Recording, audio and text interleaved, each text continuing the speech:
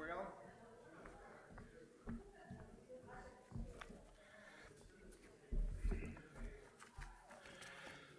All right, we're gathered. We have a crowd on YouTube. I think it's standing room only on YouTube. So welcome to all those who are with us for our Bible study today. We're in 2 Chronicles, starting off on 2 Chronicles number 1. Just a reminder to you that the books of Chronicles are a telling of Israel's history, specifically focused on David and Solomon and the kings after. And it diverges from what you find in 1st and 2nd Kings. It's similar. The chronicler seems to be borrowing many of the same notes that 1st and 2nd Kings has in its midst. You'll find a lot of passages that are identical, but you also will note by the differences between the way the stories are told that the chronicler has an editorial intent that's different from the one that's in 1st and 2nd Kings. Shouldn't surprise us and shouldn't alarm us. When you look at the Gospels, you have 4 different accountings of the life and ministry of Jesus, and they're related to, the editorial purposes of the gospel writers. They're telling the story of Jesus to different audiences, and so they're telling it a little bit differently. They have different sources, and then they have some of the same sources. And so in the Gospels, you get 4 portraits of Jesus that are different in some ways. Altogether, they're the same, but they're different in some ways. And it just reflects, what the evangelists are trying to communicate to whatever group they're writing to. It's the same thing here with the chronicler, 1st and 2nd Chronicles. It's a telling of these stories with its own purpose and meaning behind it. We could go into that and talk about that, and that would bore us all to tears. It's a whole lot of scholarly stuff, and we don't need to do that. You can get that on Sunday morning during the worship service. So, anything to bore you to tears on Sunday, that lets you sleep and nobody bothers you. But here we're in a Bible study back and forth, so I can call you out if I see you falling asleep. So, 2 Chronicles chapter 1. The first verse gives us kind of the overview of things. Solomon, son of David, established himself in his kingdom. The Lord his God was with him and made him exceedingly great. That's kind of an overall summary. And if you wanted to stop there and not read anymore, okay, move on to the next king. You could kind of do that.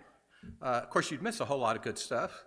But it's just kind of an opening statement that sets the tone for things. The story that's being told about Solomon is going to be pretty much all the good stuff. You won't have any of the negative stuff, any of the bad stuff. If you want to get the more complete or the more fully orbed story about Solomon, read 1 Kings chapters 3 through 11. There you get the good, the bad, and the ugly. So, it's, again, what exactly the chronicler is trying to do. You can make a whole lot of speculations, and scholars have done that, and we could go off into that, but it doesn't matter. Just know that he's really highlighting and emphasizing, the goodness of Solomon's reign and what he does in his reign. There's nothing wrong with what he says. It's not about adding stuff. It's about leaving out some things. So just keep that in mind, and you might want, in the next couple weeks, because we'll be in Solomon's story in 2 Chronicles through chapter 9. And so you might want to read through 1 Kings 3 through 11 and pick up, other of the details that aren't in 2 Chronicles. For instance, just to give you an example of this, we talked last time we got together, the last couple times we got together, we talked about David's installation of Solomon as king. And I mentioned, I didn't go into it a lot, but if you read how Solomon became king in 1 Kings, it's not a whole different story, but it is. Solomon leaves out the struggle. He just highlights the installation of, the chronicler leaves out the struggle. He just highlights Solomon's being established as king. But there was a lot of struggle among David's sons, that's told about in 1 Kings. It was quite a struggle. And David doesn't come off looking so hot in the 1 Kings there at the end of his life, when he's old and he's not quite as competent as he used to be. So that's just another example of it. So it's good to read the two together. Again, it's not to say that the chronicler's, trying to pull the wool over our eyes or anything like that. He's just got other purposes in mind than what the writer of 1 Kings and 2 Kings has in mind. So we're going to get to, in these chapters here in 2 Chronicles, chapters 1 through 9, the majority of them are going to focus on the building of the temple. That's what we should expect, because that's what he told us David, went to great pains to make sure got done when Solomon became king. So within the context of the chronicler's telling of the story, it makes perfect sense. The majority of the material on Solomon is going to be about his getting the temple built. Before we get to the temple being built, though, we have these opening parts of it. Picking up there with verse 2, Solomon summoned all Israel, the commanders of the thousands and the hundreds, the judges and all the leaders of all Israel, the heads of families. Then Solomon and the whole assembly with him went to the high place that was at Gibeon, just outside of Jerusalem, not very far, for God's tent of the meeting, the tabernacle, which Moses, the servant of the Lord, had made in the wilderness, was there. Nice bit of information. We didn't realize that. That's where the tabernacle had been kept, there at Gibeon, the high place, a place of worship. Verse 4, but David had brought the ark of God up from Kiriath Jearim to the place that David had prepared for it. He had pitched a tent for it in Jerusalem. We've talked about that story a great deal. How David brought the Ark of the Covenant to Jerusalem, how problematic that was. We went into that when we were looking at 1 Chronicles a good bit. So the Ark of the Covenant's in Jerusalem in a tent that David has constructed for it there, but the tabernacle was on the high place of Gibeon, and also present was a bronze altar. Verse 5, moreover, the bronze altar that Bezalel, son of Uri, son of Hur, had made was there in front of the tabernacle of the Lord. We'll say more about that in a second. And Solomon and the assembly inquired at it. That is, they met together around the altar. Solomon went up there to the bronze altar before the Lord, which was at the tent of meeting, and offered 1,000 burnt offerings on it. Solomon is getting ready to start his reign, and the first thing he does is he goes to God in worship, like his father. And we had that in the closing chapters of 1 Chronicles. Think about the tabernacle there for a second, and think about the mention of Bezalel, son of Uri, son of Hur. Bezalel was a special servant of God. If you go back to Exodus, when God gives the directions and the designations for the tabernacle house to be built, he also appoints a special servant to help carry out a lot of this skilled artistry with wood and stone and woven materials. We read about that. The blueprint that I have on the top of the second page there, this is from Exodus 31. The Lord spoke to Moses. This is back when the tabernacle is being established, when it's being built. See, I have called by name Bezalel, son of Uri, son of Hur, of the tribe of Judah, and I have filled him with divine spirit, with ability, intelligence, and knowledge in every kind of craft, to devise artistic designs, to work in gold, silver, and bronze, in cutting stones for setting, and in carving wood, in every kind of craft. Moreover, I have appointed with him Oholiab, son of Ahisamach, of the tribe of Dan, and I have given skill to all the skillful, so that they may make all that I have commanded you. The tent of meeting, and the ark of the covenant, and the mercy seat that is on it, and all the furnishings of the tent, the table and its utensils, and the pure lampstand with all its utensils, and the altar of incense, And the altar of burnt offering with all its utensils, and the basin with it stand, and the finely worked vestments, the holy vestments for the priest Aaron, and the vestments of his sons for their service as priests, and the anointing oil and the fragrant incense for the holy place. They shall do just as I have commanded you. God covered all the bases when he set up the tabernacle for the worship. He had a specific way he wanted the people to worship him, and he gave those instructions, those directions to Moses, but he also called out those who could execute these designs, and to do so with special skill in craft. And Bezalel is the chief craftsman who will lead in the construction of all these objects, worship objects, and their installation in the tabernacle. So we have it referenced here in this passage, and we have referenced here also the tabernacle. And the reason for it seems to be is that what Solomon's getting ready to do is to build the permanent tabernacle. The tabernacle, of course, was a tent. The Israelites carried it everywhere they went in the wilderness. And when they encamped in a place, they set up that tent. And they set up everything according to the way it was designed in order to lead Israel in worship. Well, now there's no more tent. The temple is going to replace the tabernacle. But the temple is going to be built on the same lines that the tabernacle was built. And that's why the chronicler is introducing the connection between the two. And it's perfect symbolism. Solomon leads a worship service at the tabernacle before he starts to build the temple. And he uses, the very bronze altar that had been constructed by Bezalel. He uses it to carry out the worship there before they start to work on the temple in Jerusalem. And again, Gibeon is it's a mile or so away from Jerusalem. So the symbolism is rich here. And Solomon is going to require the work of a special servant that we're going to meet in chapter 2 to carry out the same kind of work that Bezalel did in his day. Bezalel is dead and gone, many hundreds of years. Who's going to build the new tabernacle? Who's going to craft all the fine materials and objects of worship that are going to go into it?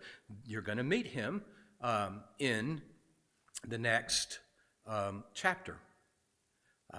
So the chronicler is setting you up to see how Solomon is following the ancient pattern to carry out this work. So we have that there. The next section is one of the most famous prayers in all the Bible, the Prayer of Solomon. And here we're going to take note of how it differs from its presentation in 1 Kings. Let's read this text, verse 7 and following. I've got underlined in this part of the text the specifics of the prayer that we're going to see on the next page in green. The next page in green is how it looks in 1 Kings. That same part of the prayer in the red is what you have in the green. So you can see the green is bigger than what's in the red already, and we're going to talk about that in just a second. So verse 7, that night, they're still on Gibeon. He's sacrificed 1,000 sacrifices or offerings, burnt offerings. That night, God appeared to Solomon and said to him, ask what I should give you. Obviously Solomon is coming to God for help as he starts off as king. This is his dedicatory prayer, not to the people, but to God. And that's why he's come to this before the people, to show them that he's as serious as his father was about the worship and getting it right and getting the temple built right. That night God appeared to Solomon and said to him, ask what I should give you. Solomon said to God, this is his prayer. You're going to read it again in the green in just a minute. Solomon said to God, you have shown great and steadfast love to my father David and have made me succeed him as king.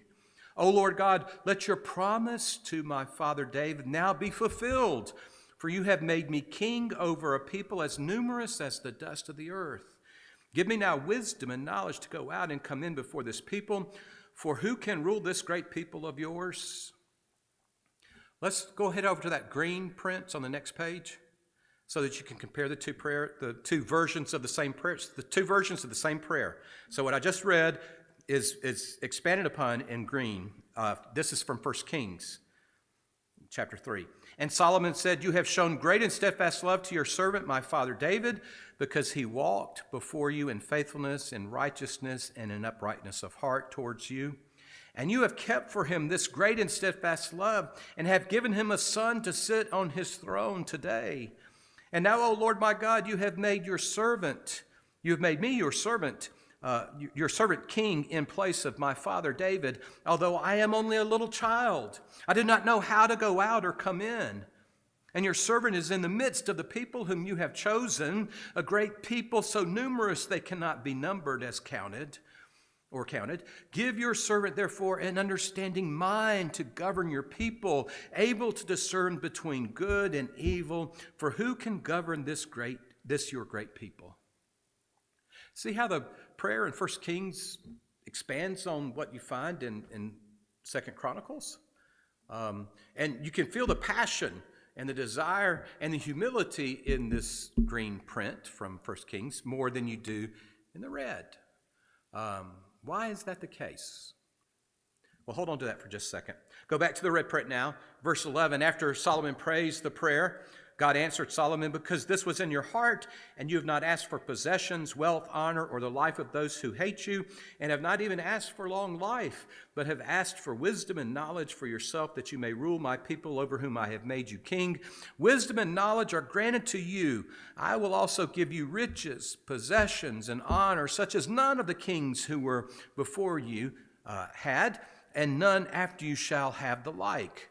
So Solomon came from the high place of Gibeon, from the tent of meeting to Jerusalem, and he reigned over Israel. So God responds to his prayer, right? You didn't ask for all these things that most kings would ask for. You asked for help, wisdom, insight, strength. And you did so because you realized what a huge task this is, and you realized that you are the king of God's people. And so because you have prayed selflessly, I will not only answer your prayer, but will give you all these great riches and other things that you didn't ask for, that many kings would seek. This is a great prayer. Whether you read in 2 Chronicles or 1 Kings, it's a great prayer. If It's a prayer that all Christians ought to meditate upon, but it's a prayer that pastors and deacon candidates and other church leadership people ought to pray or let be a guide for prayer too. Solomon was moved by the fact that he was king over God's people. It was daunting. You're God's king. And, he was also daunted by the fact that there were all these people. I mean, it's a big kingdom. It is. Hundreds of thousands of people. And you're king over them all.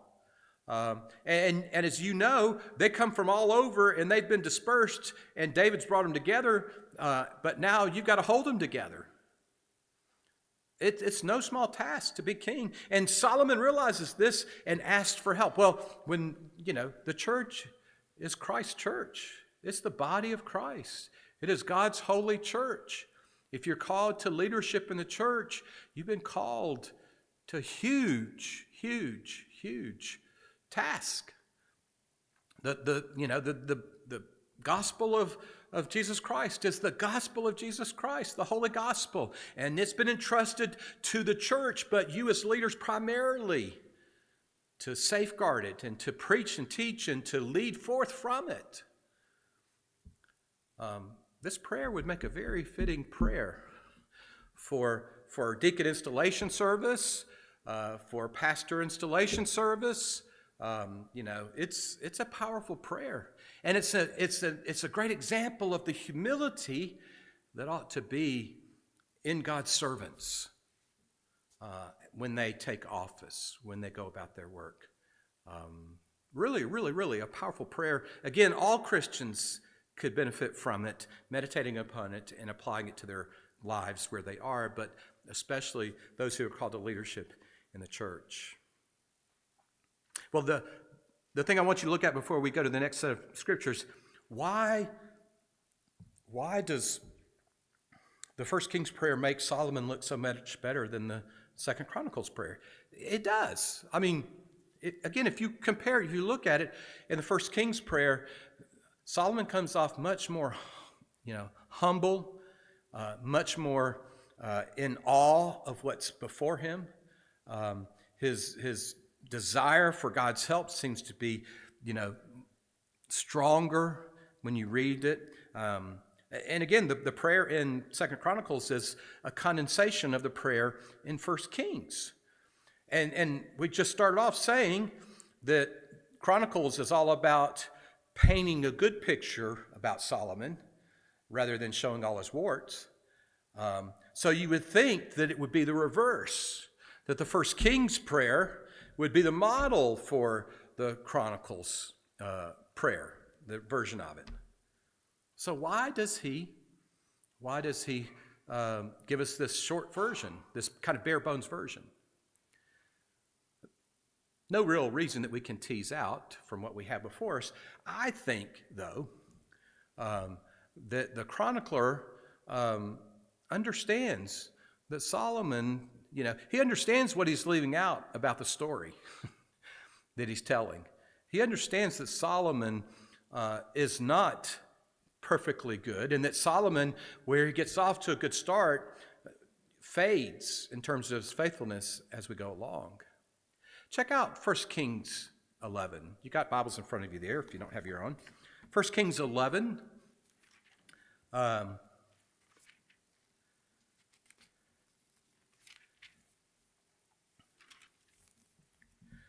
you don't have your Bible, you can just listen.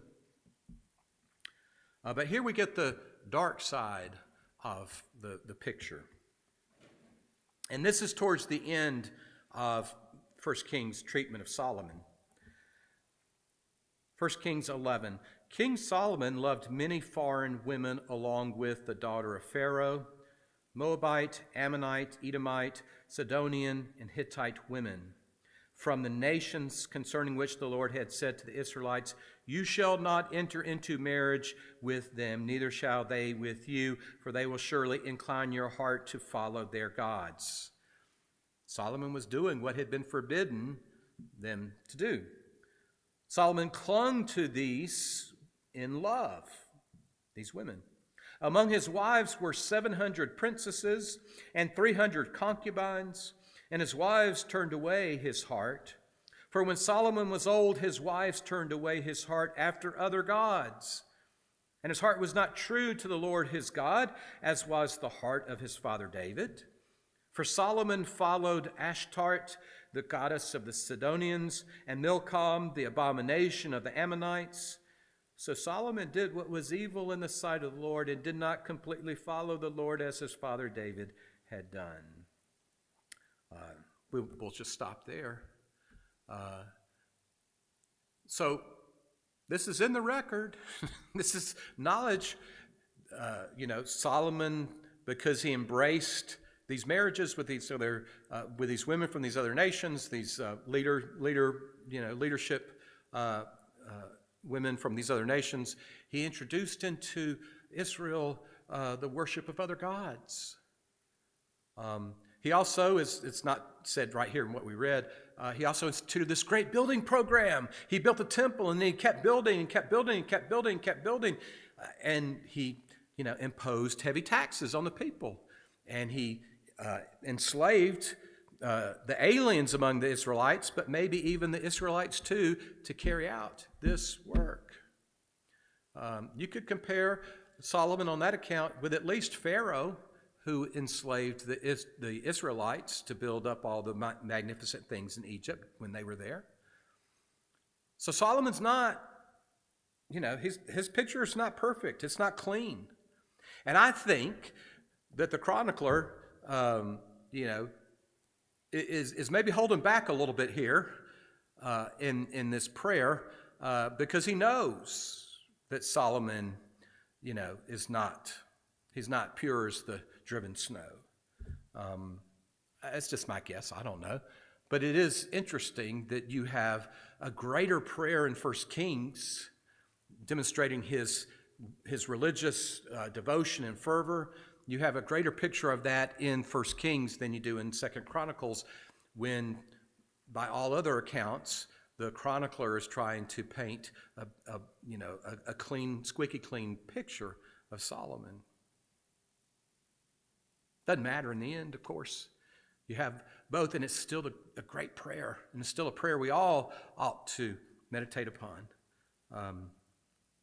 But anyway, again, the 1 Kings story told alongside the 2 Chronicles story, it's worth reading and seeing what's in them and what's left out of that, and to think about why, perhaps. Any questions about any of that, or any of your own observations you'd want to make?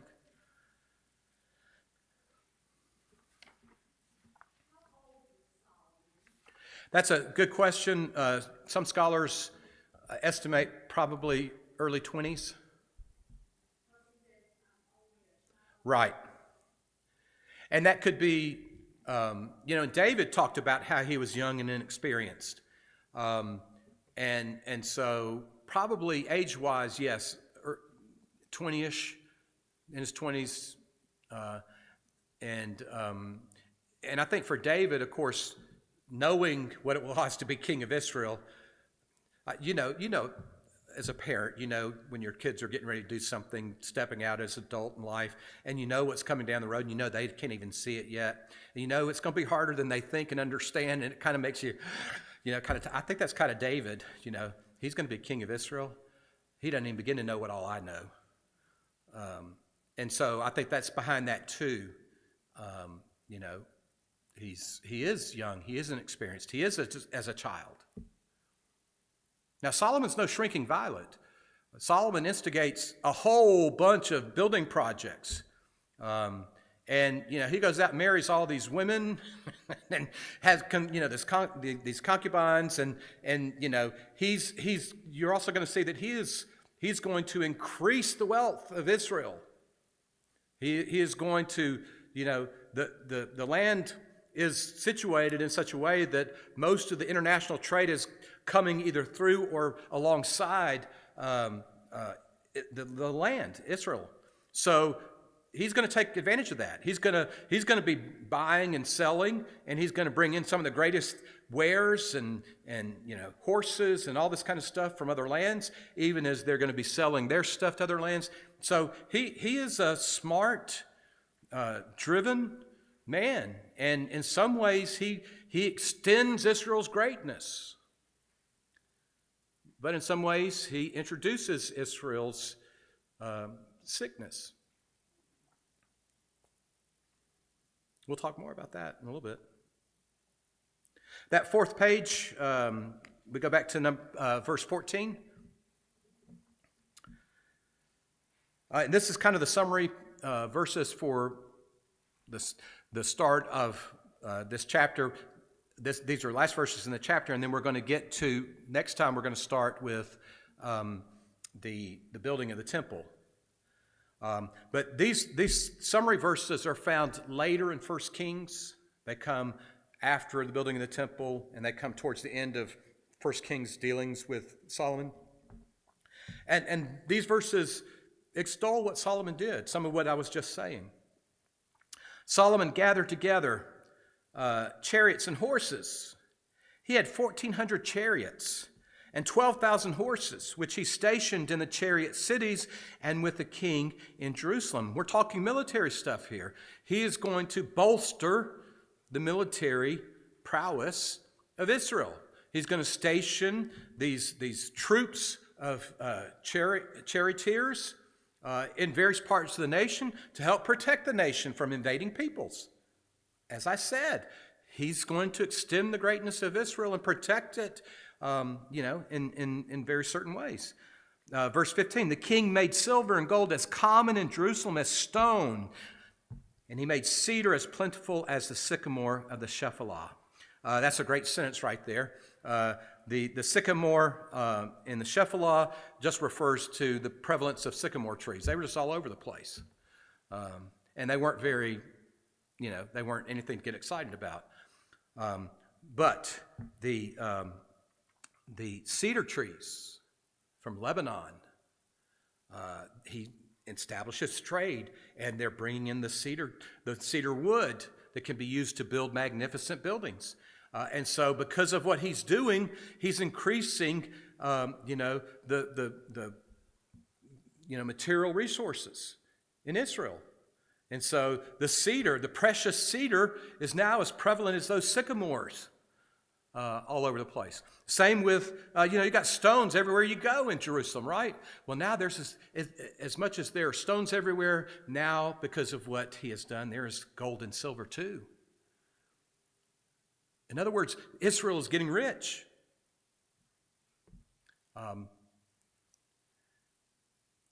Verse 16, Solomon's horses were imported from Egypt and Cuy. I don't know where that is. I'd have to look that up. The king's traders received them from Cuy at the prevailing price. They imported from Egypt and then exported a chariot for 600 shekels of silver and a horse for 150. So through them, these were exported to all the kings of the Hittites and the kings of Aram. He is instigating trade, international trade, all over the place. He's in the midst of that trade. Israel is prospering financially in terms of its materials. Again, 1 Kings gives you the good, the bad, and the ugly. 2 Chronicles is giving you primarily the good. And so after we have this description of what his kingdom, what all it accomplished, then we have him building the temple, which is all good. And then you have one last chapter with the visit from the Queen of Sheba, who extols his greatness. So it's all pretty in 2 Chronicles. But it's not a lie. He did a lot of good things. He helped extend Israel's wealth and power. But the enduring legacy of Solomon is a mixed one. And when you read about what happens next after Solomon dies and his son takes over, what happens next? 10 of the tribes of Israel rebel against the king and split off. And from the end of Solomon's reign, we have the division of Israel into the northern kingdom and the southern kingdom. And primarily it's related to the fact that, he, in all his building programs, he burdened the people, monetarily. He enslaved many of the people. It became a burdensome type of thing. And of course, to the people, it all looked like the king exalting himself at their expense. And so the rich are getting richer, but the poor are getting poorer. And you start to see this wedge in the society. And of course, when we get to the prophets, one of the main things they talk about is that wedge between the rich and the poor, and how the poor are abusing the rich are abusing the poor, taking advantage of them and oppressing them. You see the seeds of that already here in Solomon's reign. The falling to embracing of foreign gods among the peoples. When the king is the one leading the charge, you got trouble. You got trouble that filters down all the way through everything else. So Solomon's reign is going to, his legacy is a mixed legacy, not according to 2 Chronicles. According to 2 Chronicles, it was all good. He's just leaving out the negative parts. And how is that not like us, right? We all have our favorite presidents from the past. I'm not going to talk about anything in the past 20 years. But go back, to, President Kennedy or Nixon or, any of those guys. And, everybody's got, he was the best president we ever had. And what do? You took off all the accomplishments, right? And then, we overlook the dark side of the moon. We do that all the time. It's what the chronicler is doing. And it's not that we're telling lies. It's just that, we're emphasizing the good and giving a pass for the bad. And sometimes, that's not so good. And, the other side of all this, to finish on, every leader has strengths and weaknesses. And any institution, any organization, in the church life, everywhere, every leader has different strengths and weaknesses. And we can say the same thing in church life. Good old pastor so-and-so, he was the best guy ever. And, we think of all the good stuff and we kind of gloss over the bad stuff. We're all human beings. We're all frail human beings. We all have our weaknesses and we have our strengths. And the hope for the church is that God, over the course of time, mixes and matches, according to the church's need at any given moment to help it, get to where it needs to get eventually. God's view of church life is much bigger than our view of it is. And, just as Israel started to sow seeds of illness we could go back to David's time and talk about some of the seeds of illness that were sown in his day. He wasn't a perfect leader either. But, where those are sown, then, God, accentuates the positive, helps to endure through the negative, and then hopefully over the course of time brings in that next person who can help to balance things out. It's a bigger picture than our lives, the overall witness of a church over the course of time. So that's what Paul talked about. If you look in 1 Corinthians 3 and 4, he talks about, I laid a foundation and somebody came in after me and built on it, and somebody's going to come after him and build on it. And it's God's work. And so it's always being worked on, always being built upon. Yeah, Debbie? Well, I just think I understand what you're saying about the strengths and weaknesses. And there's so much about Solomon that I really like. Yeah. But why do you say that ending up worshiping false pagan gods is a bit more than a weakness? Oh, yeah. Yeah, I agree with you. I'm with you. The sin, He lost it, yes. And it says, as time went on. So Solomon started off, really well. But when you start gaining power, power corrupts, absolute power corrupts absolutely. I believe that firmly. Human beings, when they get power, very few can handle power well. But David, look at David's sin with Bathsheba. Not just the adultery, but he killed her wife, her husband, to cover it up. And this is a man after God's own heart, we're told.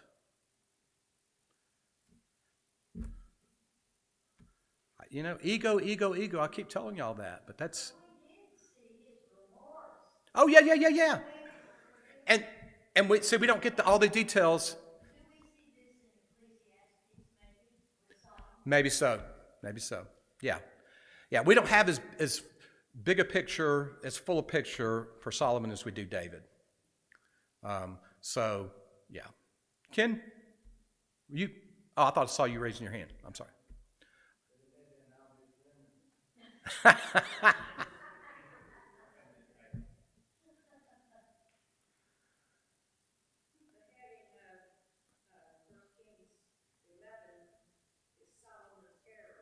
Yeah, errors.